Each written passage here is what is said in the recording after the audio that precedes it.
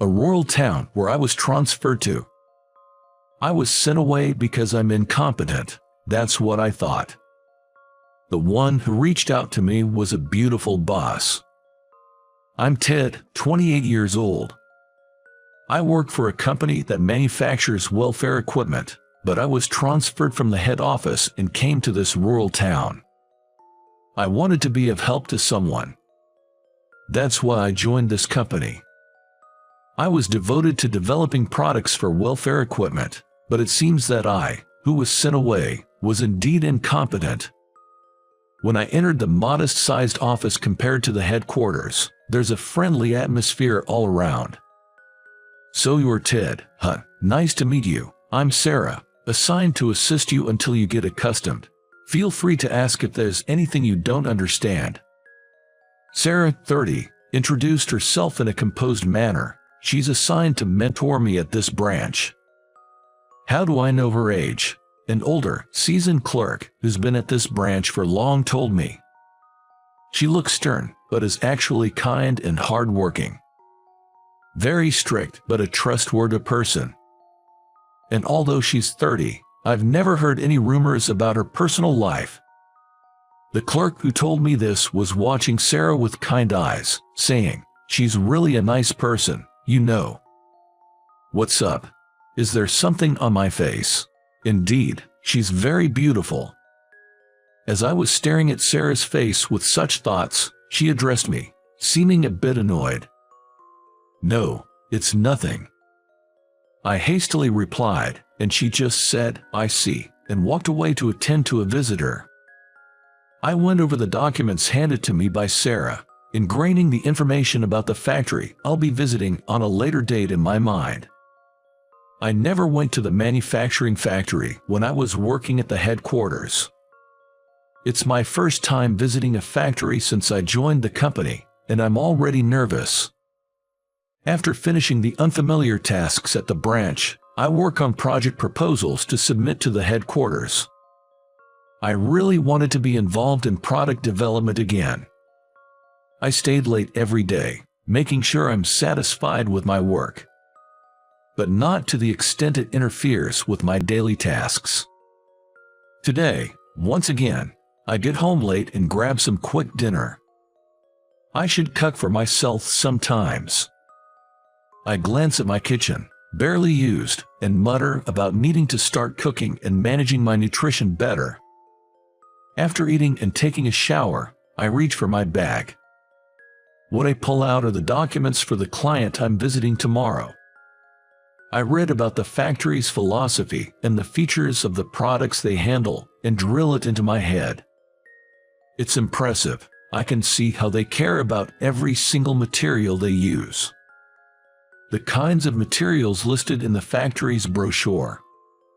It surprised me and piqued my interest with their quantity and detailed description of quality. I wondered what kind of process our products made in this factory go through to be completed. Then comes the morning of the day of the external visit. Of all days, the stress from the change of environment seems to be affecting my body. "Good morning, Ted. You don't look so well. Are you okay?" Sarah, usually so strict, seems to be worried and looks at me with concern. "I'm sorry, I'm fine." I acted bravely, not wanting to worry her. "Let's get going, Sarah." But Sarah still looked concerned. I didn't want to cause her any trouble, so I quickly finished preparing for the visit and hurried to leave. "Let me know if you start feeling worse." I guess she could tell I wasn't feeling great. She put some of the company's medicine in my bag, and I could help but smile. It was not just about seeing her kind side, but she also put a bunch of band-aids in there. When will I use those? I was smiling at her innate side.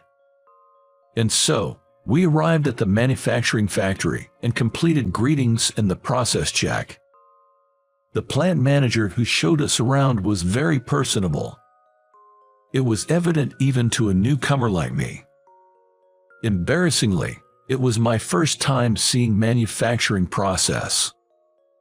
While much of the manufacturing process involved machines, there were also numerous steps that required a human touch. I was impressed by the number of people involved from planning to manufacturing. Amazing, isn't it? Did you realize manufacturing a product and sending it to market aren't a simple task? Yes, I did. I was overwhelmed to see the manufacturing process for the first time. On the way back, Sarah, speaking to me, mentioned there were things that could be done because it was a branch office, speaking rather profoundly.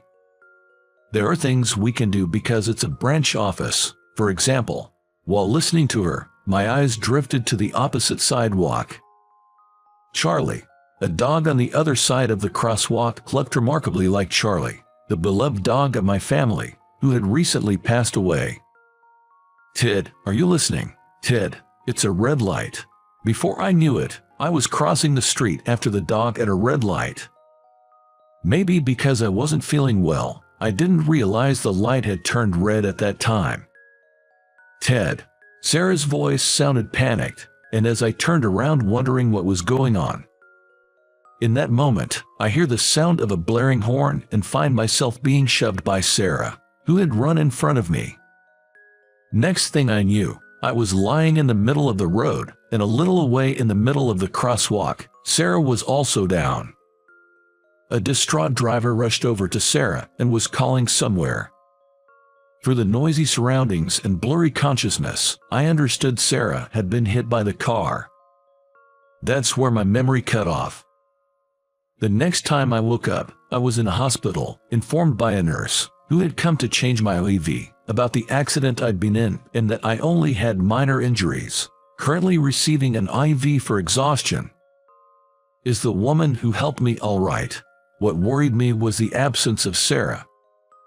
At that time, Sarah had taken the hit instead of me. The image of her collapsing to the ground won't leave my mind. I kept telling myself she must be all right, but her not being here was making me anxious. The not-so-friendly nurse simply said she was fine and left. I felt relieved, at least, knowing she was safe. Once my IV was finished, I went to the room Sarah was in, as I was told. Sarah, it's dead. I knock and call out, and a woman who looks exactly like Sarah comes out. Who might you be? Caught off guard by her harsh tone, I'm pondering how to respond when Sarah helps me from inside the room. Mia, let him through, he's my co-worker. With that word, the reluctant woman let me in and left to finish her admission procedures. Sarah, I'm really sorry. The first thing out of my mouth is an apology for causing her injuries. I bowed my head and apologized repeatedly, but Sarah forgave me without blaming me. I'm glad you're safe, Ted. It's unlike you to cross on a red light. Did you see someone you know? Sarah had bruises on one leg and a broken arm. Fortunately, her head didn't take a heavy blow, and she regained consciousness quickly. Despite her condition, she's working on her laptop. Faced with her question, my expression clouded over. I saw a dog that looked just like my deceased pet and ran after it. I thought she might get mad for such a reason, but I've never been good at lying, so I told her the truth. I saw a dog that looked exactly like my pet, who passed away recently, and I ran after it despite the light being red. I'm sorry. I was ready to be scolded this time when I apologized for the second time, but she spoke to me again in a gentle voice. So that's what happened. That must have been tough. I widened my eyes at her unexpected words. It wouldn't be unreasonable if she scolded me for almost getting into an accident chasing a dog, thinking I was messing around. That's what I thought. But Sarah stopped typing on her computer and looked straight at me, and for some reason, my heart started to pound loudly. I'm done with the paperwork. At this, her returning younger sister shot me a glance as if surprised I was still there. She then quickly shifted her gaze back to Sarah and spoke about how her job was keeping her so busy that she couldn't visit every day. and that while she wanted to help out after the discharge, doing so daily would be difficult. Sarah smiles and says there's no need to worry, but I start to worry too, thinking about the challenges she must be facing trying to live as usual while restricted by her injuries. Knowing that all of this happened because of me, I found myself offering to help before I realized it. If it's not too much trouble, may I visit and help out with everyday tasks? The first to react to my sudden proposition was her younger sister. It would definitely be a problem. I don't want an unknown man coming in and out of my sister's apartment. She seemed to regard me as suspicious and got defensive. However, this reaction was probably natural. If I had a sister and were in the same situation, I would surely react the same way. I just wanted to be of some help, but I needed to think of another way. Thinking this, I was about to retract my earlier words when Sarah made an unexpected remark. If Mia is busy, maybe I should ask Ted to help. That way, he can also help with work at home. Her younger sister was trying her best to stop it, but with that one sentence from Sarah, my suggestion was accepted. Once she makes up her mind, she doesn't budge, it seems. Her younger sister, appearing resigned, started dividing responsibilities with me. She still had her guards up, so she took charge of the laundry, coming in once a week on rotation, and I would help with the other household chores after finishing work. Until the discharge, I would visit every day, reporting on work and delivering any requested items. If you harbor any inappropriate feelings toward my sister, I will never forgive you. Her younger sister, apparently very protective of her sibling, kept reiterating this point with utmost emphasis. Don't worry, and Sarah, thank you for understanding. I will do my best. Her younger sister, still wary, continued to glare at me, but Sarah bowed her head in a gesture of goodwill and smiled. Every day thereafter, I went to the hospital after finishing work. Wanting not to inconvenience her workplace, I would compile work documents for Sarah and deliver parcels received from her sister. Such days continued for 2 weeks, and Sarah was able to be discharged. Even after being discharged, she needed rehabilitation for a while, and to make sure she faced no inconvenience in her daily life, I continued visiting her every day after work. The only change was, instead of a hospital room, now it was Sarah's room. Ted, thank you for everything. It's been a big help having you cook and clean since it's difficult doing it all alone. At first, I myself was reluctant to enter a woman's apartment every day, but thanks to Sarah seeming not to mind at all, I quickly got used to it. It's only natural since I caused the injury. Really, don't worry about it. Our conversation remained casual, but every day I was impressed watching her work nonstop on her computer, even with her arm impaired. And as the days of visiting continued, I noticed something. Ted, did you put tea in the tea maker? That wasn't me. You made it yourself yesterday. It was, surprisingly, her clumsiness. There were numerous occasions where she nearly fell over nothing, and it had me on edge. Ted, this comedian is a must-watch. If the TV was on, she would immediately switch it to a comedy show and passionately discuss her recommended comedians. Occasionally, she would show an unguarded smile. Day by day, I was beginning to see Sarah as a member of the opposite sex. Of course, not in any inappropriate way. Who was supposed to be the reliable and capable boss, seemed adorable and charming now. You're not doing anything with my sister, are you? Mia, the younger sister who comes over once a week to do laundry, has gotten along better with me than at first, but she still keeps a close eye to make sure I'm not slacking off. Don't worry, I don't have the nerve to do so. True. She's rude sometimes. It turned out Mia and I are the same age. Sarah seemed to wish we got along well, even when we argued. She would watch us with a contented look. A few days later, after a long period of rehab, Sarah returned to work from today. I look forward to working with you again from today. Entering the office, colleagues had even prepared a cake happily celebrating Sarah's return. Amidst the festive mood enveloping the office, Sarah showed a soft smile I've never seen before. I feel my heart racing once again at that smile. Wondering if it's really racing, I placed my hand over my heart, but I stopped thinking about it as she pulled me into the circle to join the celebration. Even after that, I played a supportive role at the company for Sarah, who hasn't fully recovered. She graciously accepted my offer and has been leading a busy life. After work, I stayed back to work like before. The desire to return to the headquarters was strong, and I couldn't give up. When Mia, Sarah's younger sister, had a calm period at her work, I stopped going to Sarah's house to help out. Although slightly lonely, I allocated that time to work on project proposals, sparing even my sleep. It seems Sarah noticed my state, and one day during work, she took me out, saying she was going to visit clients. Do we not need to conduct the process checks, especially not doing anything in particular, just visiting clients and making small talk? There weren't the usual process checks or submissions of proposals, which seems odd. Today, we just need to show our faces. Observing and talking to the people working at the factory is enough. For Sarah, who's efficient in her work, this was an unusual schedule.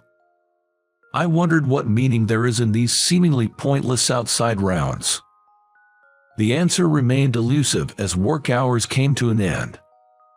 Watching colleagues leaving earlier, I, as usual, stayed back alone to work on the proposal. "You're working hard, Ted." For some reason, I could hear Sarah's voice in the now empty office. Sarah, it's unusual for you to be here at this hour. You should go home early. Mia will be worried."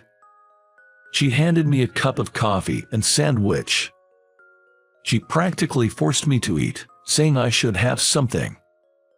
Sarah, who bought one for herself too, starts a conversation before she began to eat. "Ted, I heard you were involved in product development at the headquarters. They say you were really dedicated." That was when I was at the headquarters. Yet why was I transferred to a rural branch? She says she was too curious and asked upper management directly about the reason. You may think you were transferred because you were incompetent, but that's a big misunderstanding. Her approach, as if she's seeing right through my heart, made me stop eating and look straight at Sarah. "The headquarters wants you to build a production line for the products." These were the words said to me when I was transferred, by my boss at the time. But back then, I thought they were just words to console me. I thought it was just a pity to be transferred from the headquarters to a rural branch. I just assumed that and left the headquarters without saying anything. Now thinking back, I felt I was quite rude. That was just a comforting word. I couldn't comprehend, and Sarah continued her words. "Ted, you are a person who can show detailed consideration.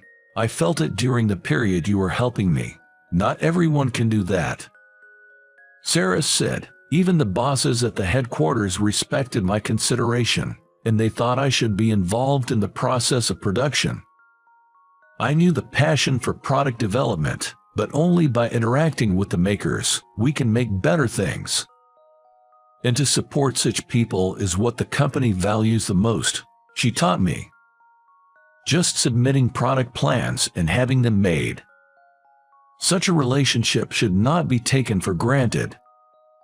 For that reason, they want me to play a role in connecting the company and the makers.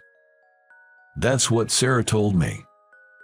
From that conversation, I realized the words my boss said to me at that time were not lies.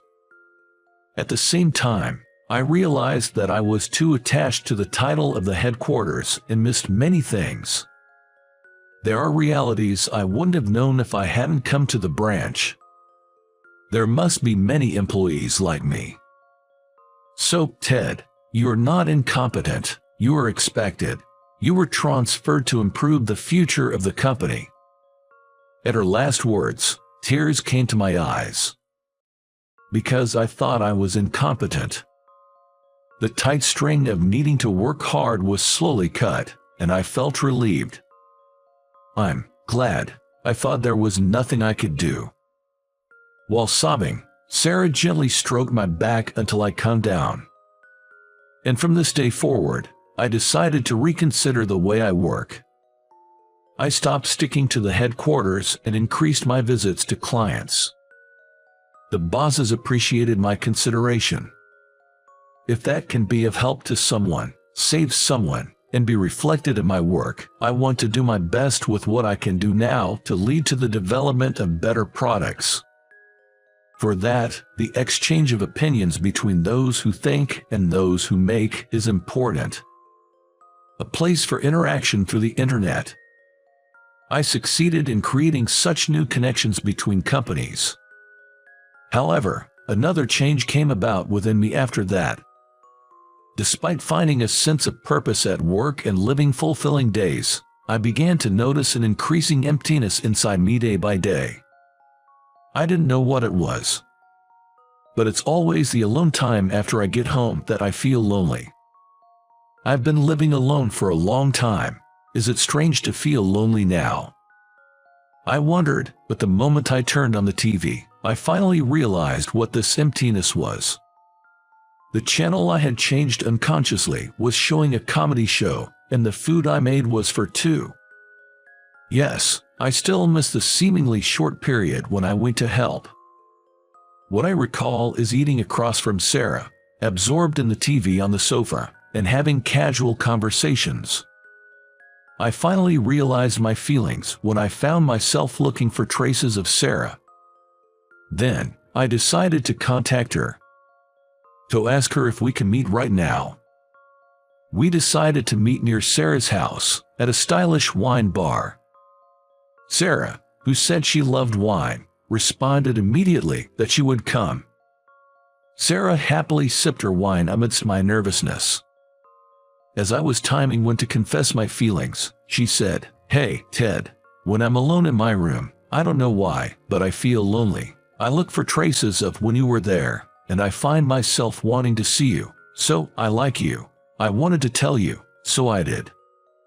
To my surprise, it was Sarah who confessed her feelings to me. I was also taken aback because our feelings were mutual, and I couldn't help but widen my eyes.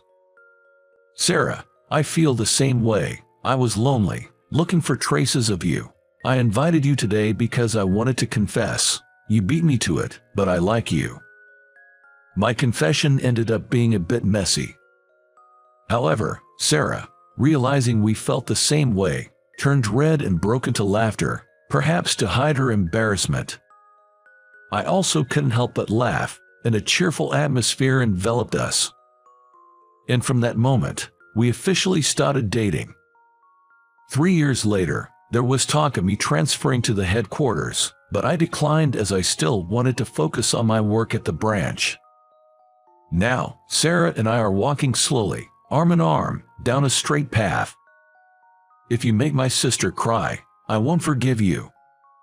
On both sides, friends and family from both our sides and colleagues were gathered, and Mia was clapping her hands in tears. Sarah, wrapped in a beautiful dress, smiled gently at Mia. Yes, we get married. Walking down the aisle, we savored our happiness. A new life is in Sarah's slightly swollen belly. Amidst the blessings, Sarah and I are excited about the happiness that awaits us.